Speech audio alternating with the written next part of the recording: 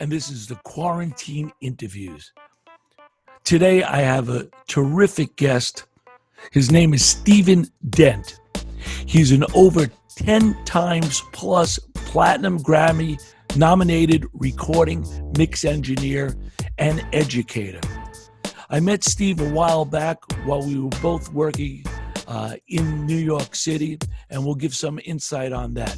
First, let me introduce Stephen Dent to you. Hi, Stephen. How are you? Hey, Alan. How you doing, sir? I'm doing terrific, man. It's really good to see you. I see you're in your home studio. Oh no, that looks like No, this is my son's man cave. So that's good. At least you're comfortable. Yeah, this is the best place for internet wireless. I can get wireless. there you go. Yeah, I'm really glad you could do this today. And we have a background together. We met a while back at a school called IAR, Institute of Audio Research, where we're both a professor there working and teaching, some of the younger students there. And that's how we met. But we did have a background together that I worked in hip hop back in the early days, 80s and 90s. And then at that time, you were also a manager and engineer at Daddy's House, which was a pretty, noted studio for recording a lot of hip hop and R&B. And you work with some of the top artists like Sean Combs, Puff Daddy, of course, Notorious B.I.G., Mary J. Blige, Little Kim. So I want to, let's take us back to then, and then take me back to even, when you started and how you had your interest in, the recording industry. So I'll leave it up to you right now. Well, I mean, to go all the way back, from early on, I had a very musical family, so it was kind of a natural thing. My mom sang in church, and one thing led to another. I just got involved with the harmonies. Marvin Gaye's mother was my grandmother's best friend, so it goes back to even then. Where was that? Where? Washington, D.C. Born and raised in Washington, D.C. Say great, yeah, great musical background down there. Yeah. So and then being there, we had a kind of an eclectic mix of sound from country, rock and roll. We had our homegrown music is go-go. We actually did a lot of R&B and a lot of rap down there. So it was, kind of a mixture of everything. So it was just very diverse. And, I had a lot of friends that were musicians or DJs. I ended up being a DJ, and then that led me to making beats. Back in the day, I had a partner. He was the rapper, I was the DJ. And then, my first record that I hate to say that I made, but one of the first records I made, I went to a recording studio, and the engineer did not, I remember it vividly, he would not EQ the snare the way I wanted it EQ'd. And he gave me some technical reason that I didn't understand. So just me being a producer, I said, I need to at least understand what that person is saying, or remove that person from my music, because I didn't want yourself then. I just didn't want a middleman in between my music. If I can't translate to you, or if you can't make my music translate the way I want it to translate, then I have to do it myself. So I enrolled in a school called Omega Recording in Rockville, Maryland. The first time they set me in front of a SSL with plasma meters, SSL E series, I think it was, or G series with the plasma meters, I think my life changed. I just saw all the buttons and knobs, and I said, this is what I want to do. So I really, learned a lot from there, but then I needed more. So I moved to New York.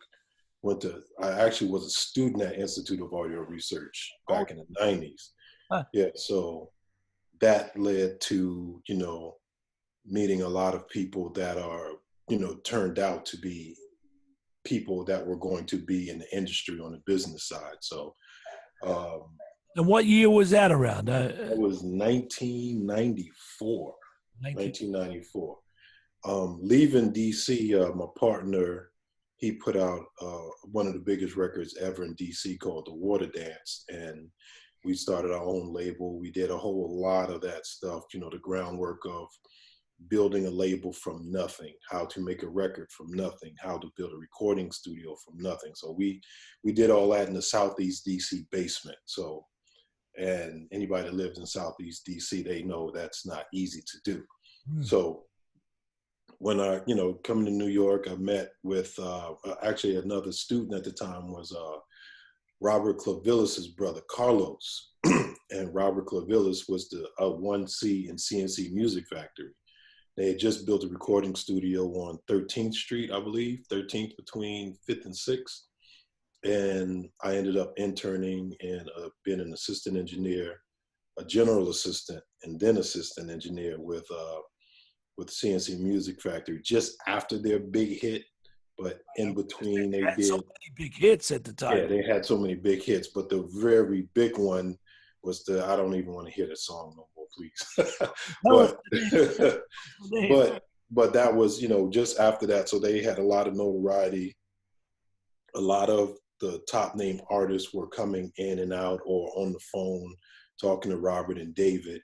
And then, you know, after David passed away, then it was just time to do something else. So I actually went back to my roots with graphic arts and printing because, you know, I had to survive in New York. I was out of school, had to survive. So I was, you know, graphic arts and printing for a while. And then a guy that I went to IAR with ended up introducing me to a person who was a receptionist at Daddy's house. And then, you know, I walked in the door one day. The next day they say, come back.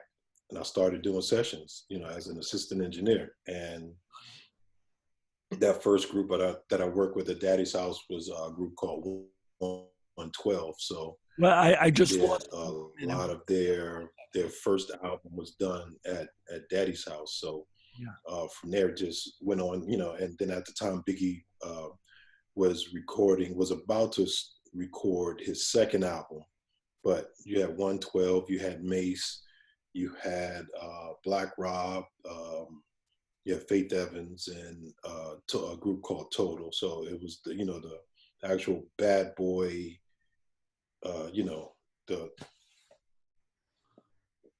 bad boy family pretty much. So we, you know, we recorded most of all of those albums in in Daddy's house or in other studios. I mean, at some points we had almost every studio in the city booked with a bad boy session. And there were days that I could start off at Daddy's house, go to the Hit Factory, end up at Sony, down at Battery, come back to Sound on Sound, over the right track, you know, it was, and then there was, I forgot there was another one on 23rd Street. I can't remember the name of that studio.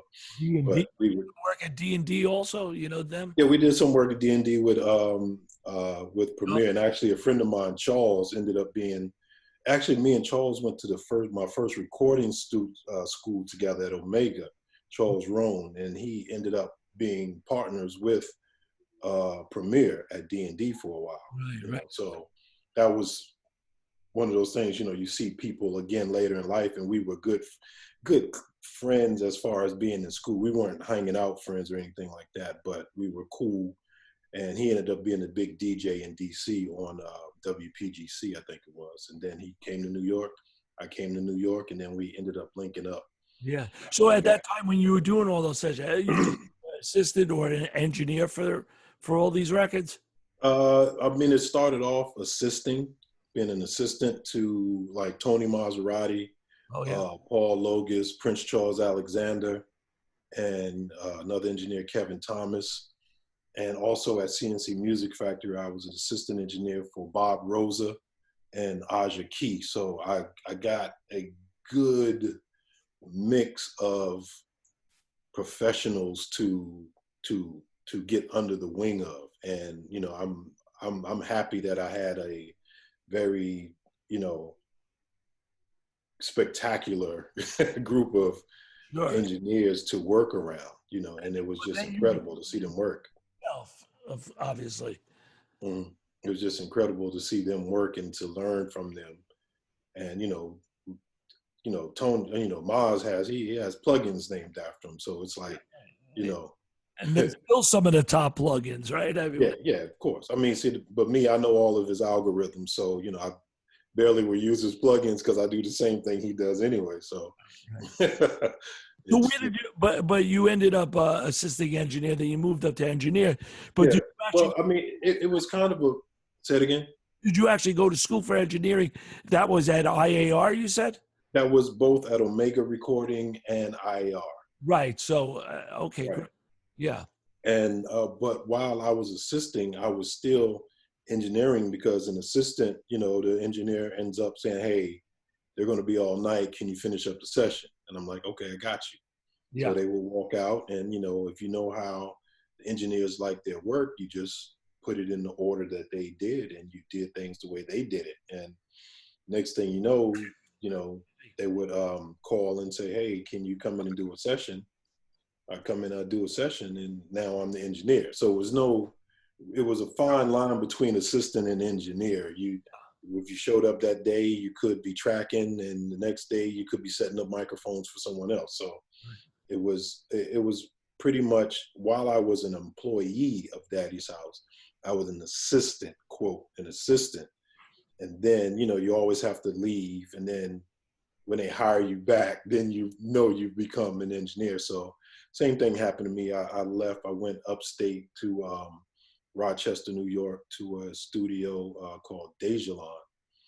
And there, work with Drew Hill and actually work with Devontae Swing from Jodeci and his whole camp that was up there just after, Missy and all them left. But it was, he was still coming up there. So I got a chance to work with him and a couple other people came down from Canada and everything. But I was always coming back and forth to New York, working with Chucky Thompson, and, Biggie started his album. So I came back, they asked me to, to start the next album with Big for Life After Death. So that's one of his big records. Yeah, we started that album, and it that lasted for about 2 years, and it was great being back, and then people recognizing you as a full engineer, not just somebody to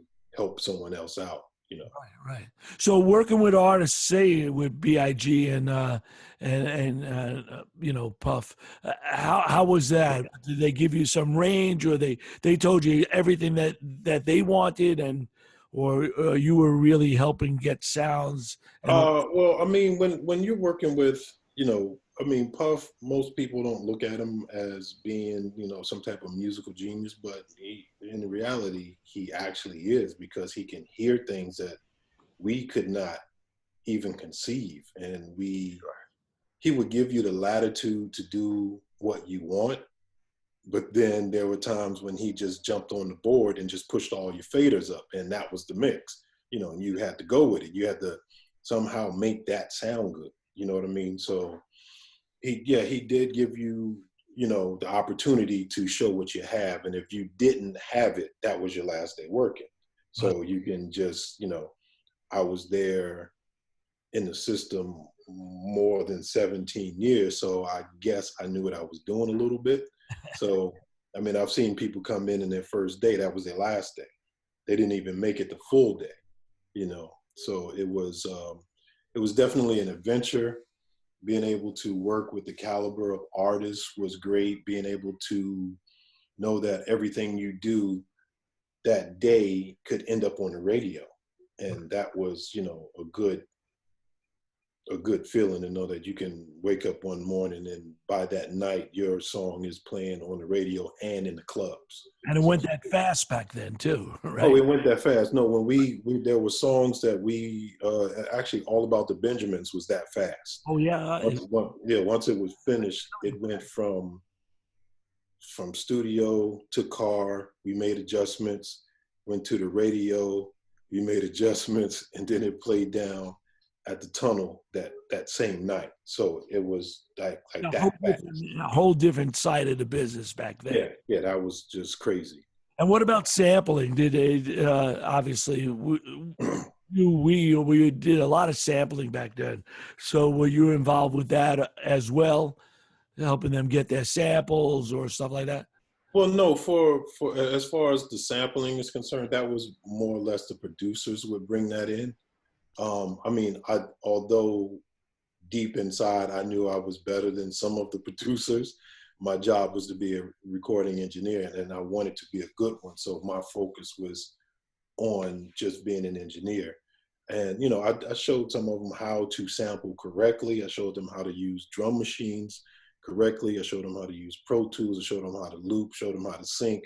So there was a lot of production job that I was doing, but not being a producer. You know Right. what I mean? Well, I think that's a great statement, because to be a great engineer, you have to know when to speak, give them everything that you got, but then know to lay back and let the producer do his job, but yet always support them so that Mhm. producer's work really shines. I mean, Right. you're the Right. back room, you're the engineer in the thing moving it, but the producer really has to have the final say. And that's what probably gave you the longevity in the business of being the right guy of, hey, Stephen, I need some help. And you give him, Yeah. 100%. Yeah. And then Stephen, hey, I got it. You got to know where that is. I'm saying this for our audience, for other engineers that are listening to this, Right. are up and coming, when to come in and when to lay back is Yeah. I mean, in practice, you have to be the smartest person in the room. In theory, you have to be the smartest person in the room. But in reality, you have to be able to show your weakness and give other people their space. And, one thing I do was, like, when I was an intern at CNC Music Factory, I also interned at another studio called Firehouse Recording Studio, where Wu Tang and Master Ace and a lot of other, top hip hop guys. And I didn't change what I did. If I walked in a room, I looked in the door, knocked on the door, or, walked in and I stood right next to the door up against the wall. As a head engineer or an engineer in charge of a session, I did the same thing. I would walk in the room. If the producer is sitting down at the desk, I would stand by the wall, give them their space, let them be creative. I don't want to be I don't want to be in between their brain and creativity.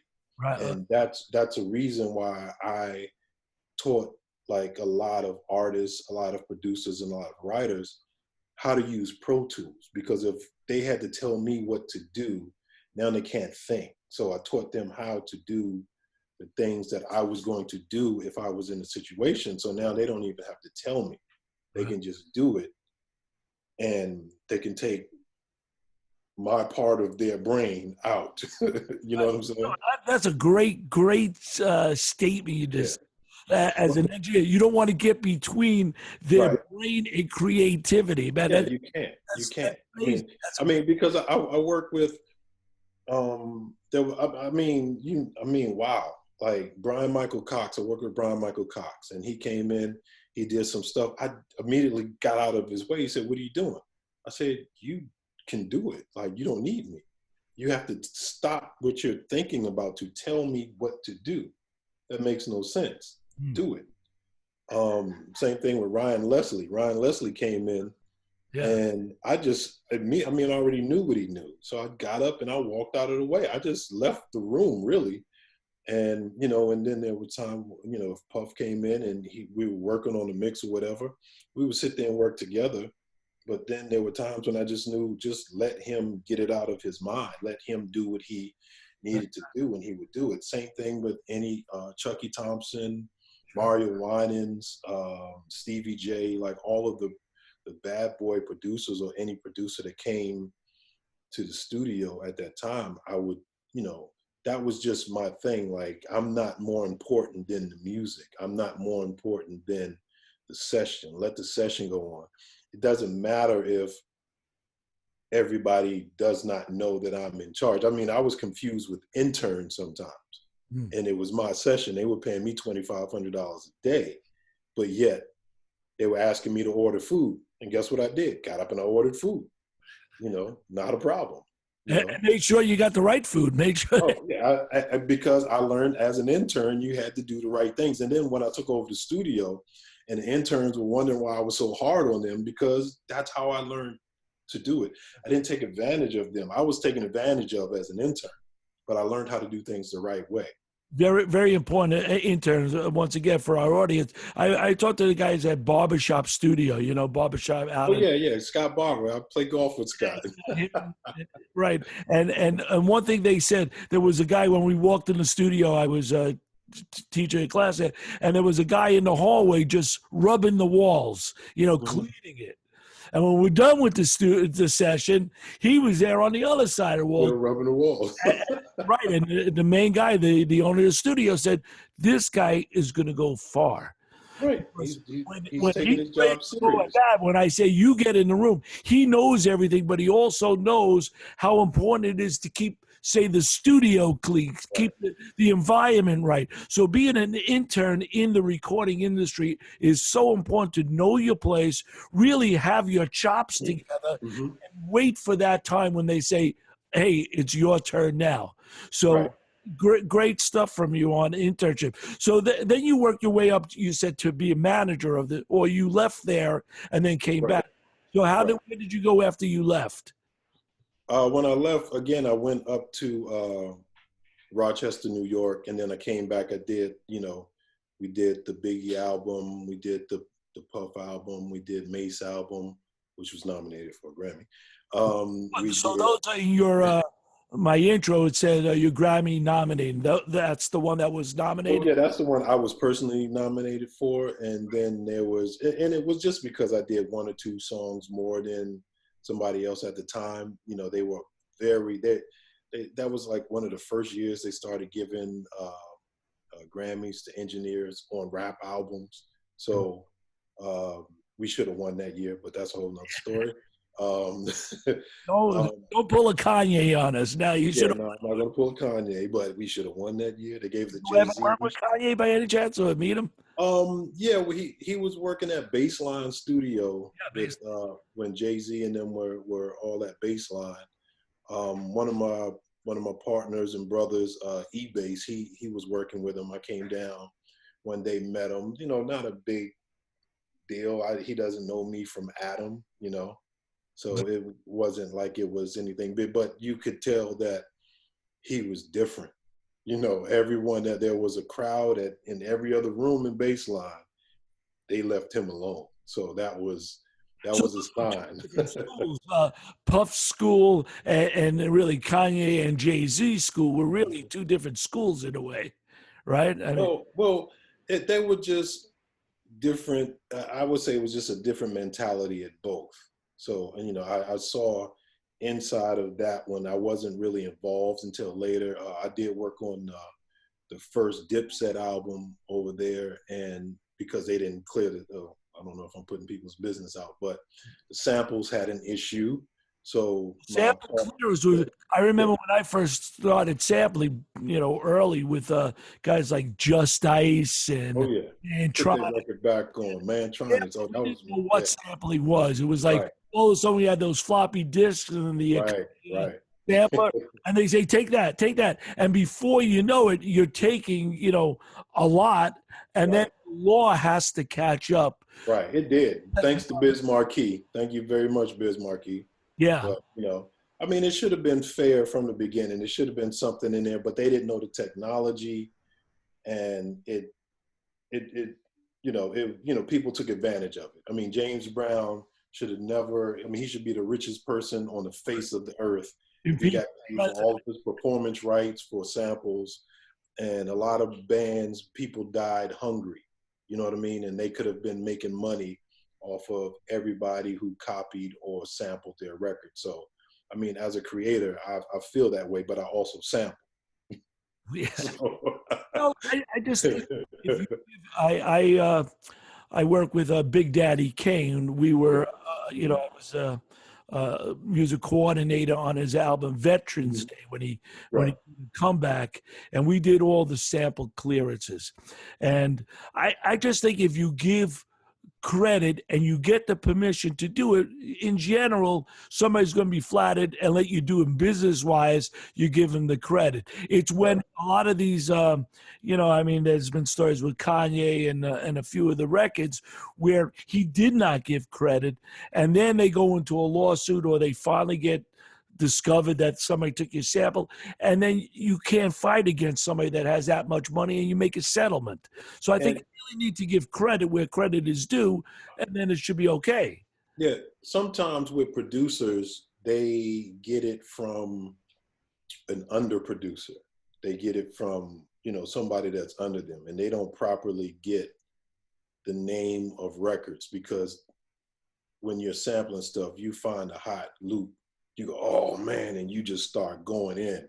Right. You're not even thinking. 3 days later, which record did I get that from? And because you're filtering out the high end for the bottom, and then you're filtering the low end for the hi-hat, and it all comes together, right? I mean, there are times when people are doing it, to take advantage of something, that we're going to change this so that we don't have to pay, which is business. I get it.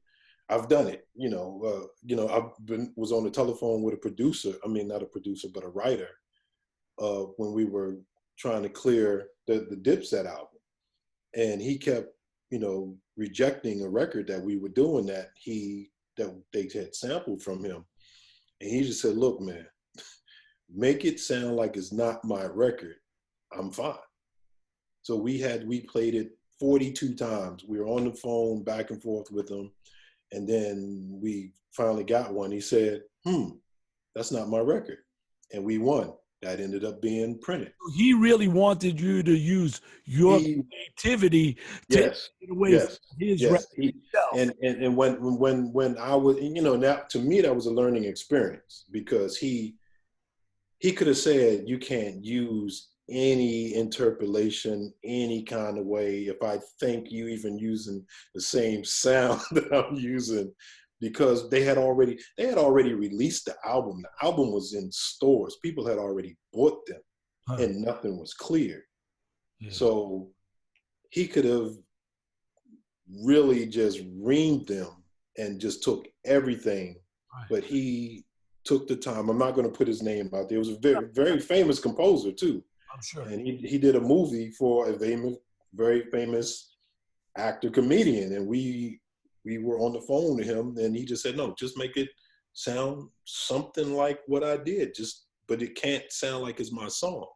So, because he didn't want it involved in the element that the record was being produced for. And that's the exact opposite, say, of a track from Diddy, that when they did "Every Breath You Take." Mm-hmm.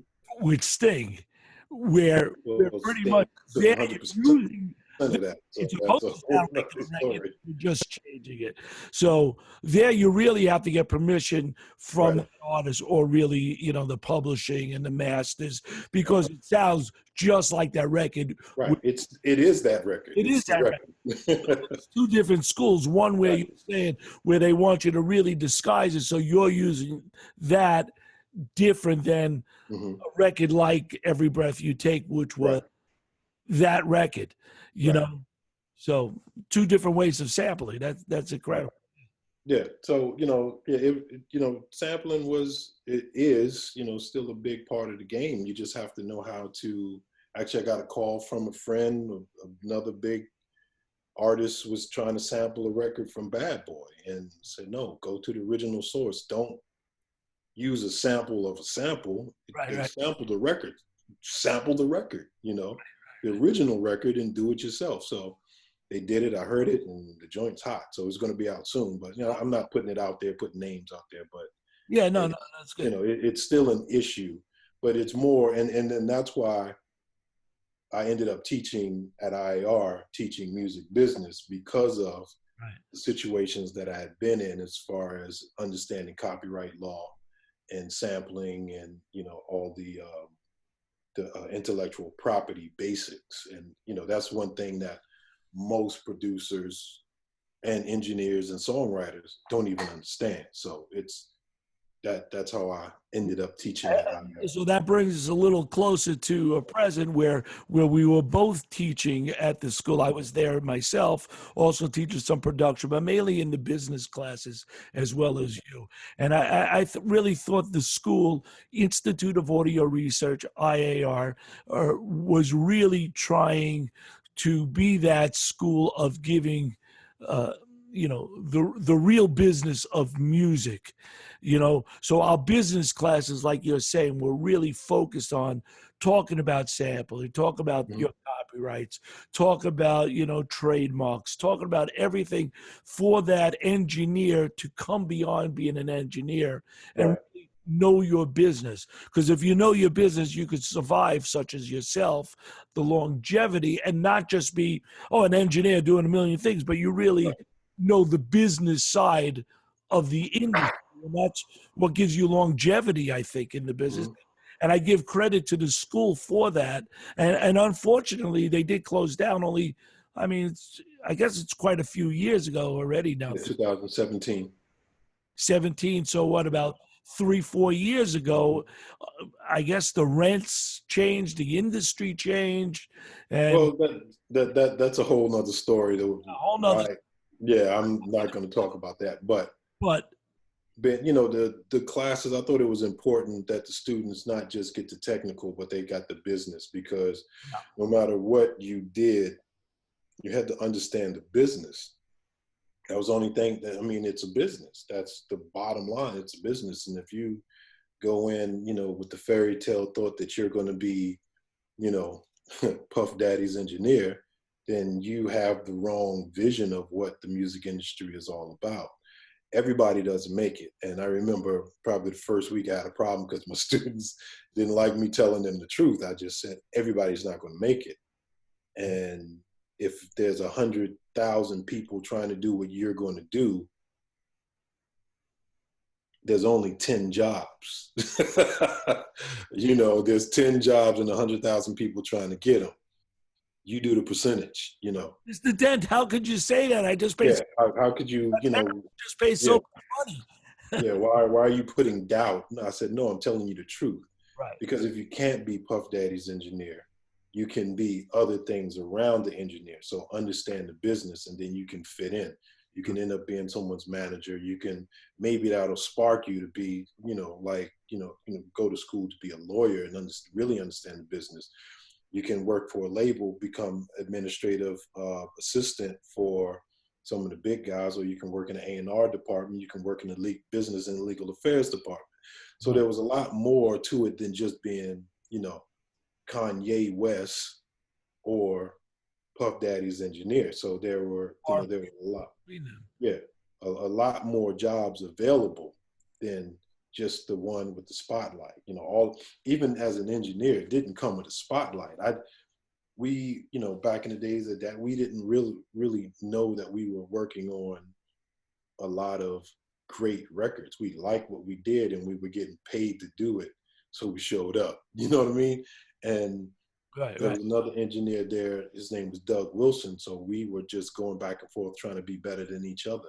Next thing you know, we both have, diamond, platinum, multi-platinum, nominations and everything. Then we both ended up working with the Track Masters, where we did 50 Cent, Jay-Z, Nas, all the, another camp of rappers, and same thing. We were just too busy trying to be better than each other. Next thing you know, we recorded over 120 records between the two of us. Actually, it was 160, 180 records between the two of us.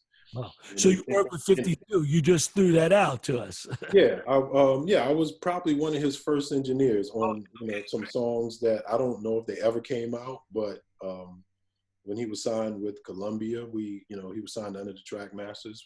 First time he came to the studio with the Track Masters, I was his engineer. So he was, cool dude, funny. We did more laughing than anything else.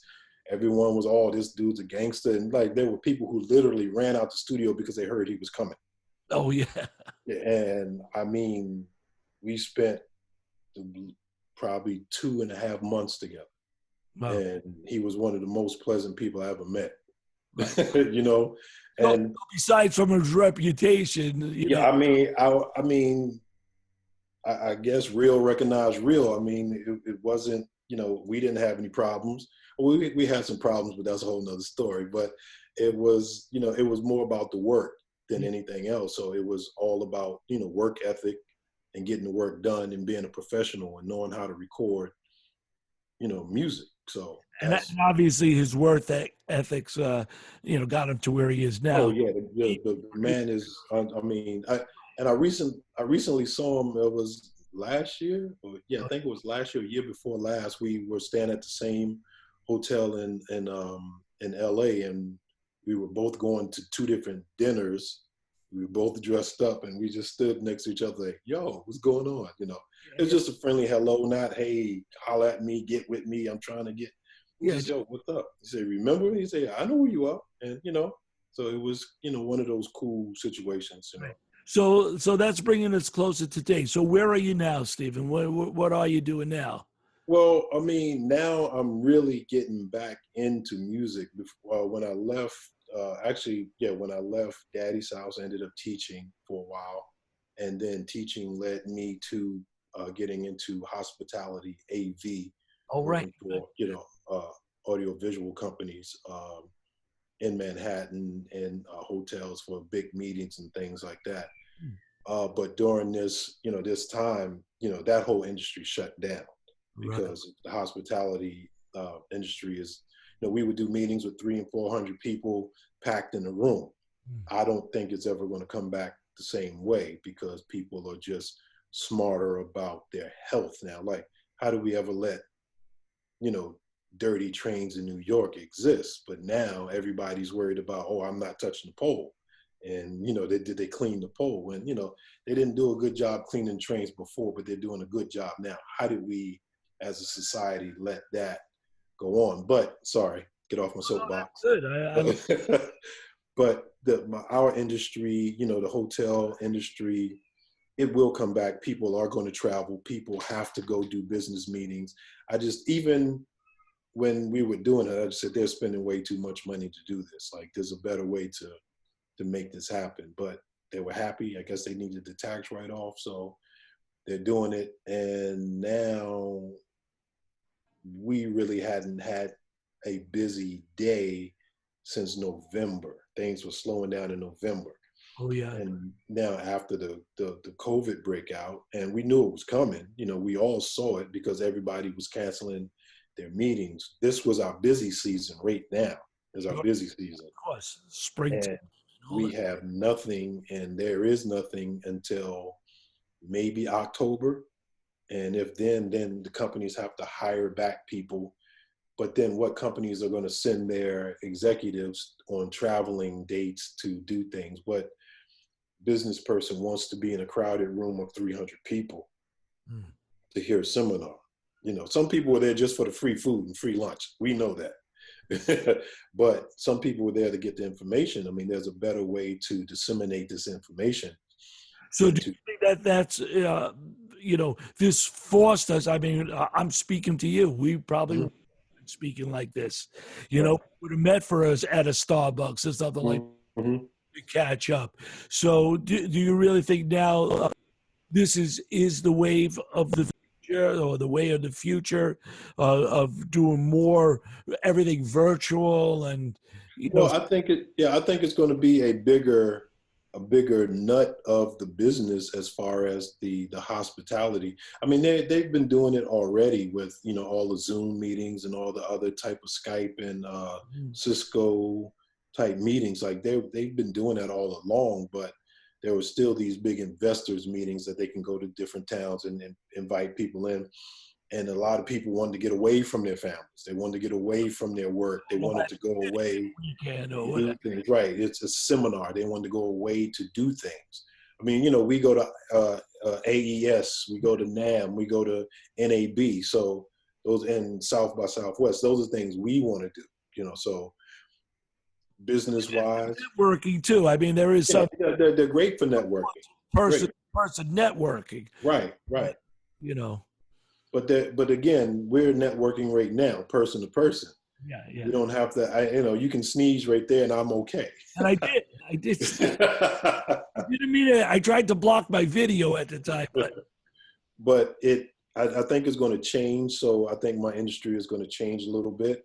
Mhm. But this time is allowing me to get back in touch with what I do, my music. I mean, I was doing it then, but when I came home, and after you come home, after you ride the train to New York and come back to the little town in Jersey, and you see your family, you see your son, you sit down, you talk to your wife, and you talk about things. Last thing you want to do is go turn on any music equipment and pound on a keyboard all day. But Right. now it's back to doing what I actually love doing, and that's music. Either engineering for people will send me mixes, I'll do a mix and send it back to them, I'll get an okay. Sometimes artists that I've worked with, I say, hey, just send me mixes, I'll do it for free, just because I want to stay relevant, keep my ear sharp, and just listen to different things. I have a lot of again, my musical ear is eclectic, so I have people doing like soulful blues, just a guitar and a man sitting on the stage, to jazz singers, to hip hop, rap, R&B. Get mixes from DC for go-go. So it's just startup. A lot of startup people want to work with you. So it's good that I'm seeing more revenue streams or avenues for revenue, and more artists, and just listening to more and different music, and actually back to producing music again. So it's a good time for that, because you're in the house. My son is doing homeschooling, so I can't really stay downstairs or stay up in my room. That's probably why my internet drops out. He's on the computer too. So it's a good time to reacquaint myself with my inner producer, my inner creativity. And So just, you're really trying to make the downtime some type of uptime in a oh way. yeah, definitely. I mean, I was about to enroll in Berkeley on the online course, because I need my degree to teach at higher institutions of learning. What degree would you be going for? For now, the bachelor's and then master's after that. So, I um, graduated Berkeley College of Music right. Well, one of my mentors. 1978. Wow. Well, Date, one um, of my one so, of my mentors and good friends, Prince Charles Alexander. He's now one of the governing bodies up there. yeah. Yeah. It's a great school. They've always kept up from then. They were at the top of the game because we only had one main studio at the time. Right. Right. Develop more, and Yeah. and When I went, yeah, I took a tour. My son was sick, and we had to take him to a hospital in Boston, and we stayed right around the corner at a hotel. And Charles was there, and he took me for the tour around the place, and it was just wonderful, yeah. wonderful place. I wish you a lot of luck. Just to wrap it up, if you don't mind, Steve, why don't you give us just a couple of words of wisdom, and then we'll wrap it up. And it's been really a pleasure. So, a little Um, advice. on what aspect of? Just about how you survive. About for younger artists how to survive. Like you Okay. mentioned, a lot of your ethics, and also where we are as an industry moving forward. Yeah, So, I mean, as a younger artist or anybody trying to get into the music business, first thing, understand the business. No matter what you want to do, if you want to be on stage, understand the business of being on stage. If you want to be behind stage, understand the business of being behind stage. It's really about understanding the business. Anybody can be good if they know the business. So you have to learn the business and excel at that business side, because if you don't, that's where you're going to fall, and that's where you lose everything. That's the only place you can lose, is on the business side. um, as far as artists and producers and writers, just be true to yourself, right? Be true to what you do and stick to it, and try to elevate where you are. Try to elevate your game. Try to make a change, make a difference in somebody's life. They need to hear your words. They need to hear your sound. That's it. Yeah, it's great. So, Stephen, I like to just say, how much I enjoyed this and seeing you again. I haven't seen you in a few years, and Been I a while. didn't know. No, no, really. I really appreciate your honesty and obviously your not only your talent of understanding music and sounds of how to, like you say, get the producers to let them do not get between their brain and creativity, to use one of your quotes, but also to be that person that people want to be around and want in the room. So you have a longevity in this industry because you are a genuine soul and you make everybody around you feel comfortable, but yet to push them to that level of being the creative person that they need to be. And that's really you as that engineer side, but you as that manager side, really being able to keep everything organized, keep everything level, smooth, and really bring out the best in everybody that you work with. And your longevity in the industry really proves from the person that you are. And you know it's really great to see you, and I'm sure everybody enjoyed this interview. So I appreciate it, Alan. Appreciate the time, man. it's all true, man. It's all true. I want to wish you the best. Your family should be safe. You too. You too. And let the music continue, man. Thank you. Okay. I really appreciate it, man. Nice seeing you, Alan. Thank you. All This right. is Alan Cohen. This is the Quarantine Interviews.